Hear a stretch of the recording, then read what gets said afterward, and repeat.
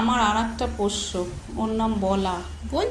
আর এই ভাই আর দিদির যত ভাব আবার তত ঝগড়া, আবার দুজন দুজনকে না হলে চলবে না। আর একসঙ্গে ঘুমোবে, একসঙ্গে থাকবে, আবার দেখা হলে দেখুন আবার ওকে দেখলেও ঝগড়া শুরু হয়ে যাবে।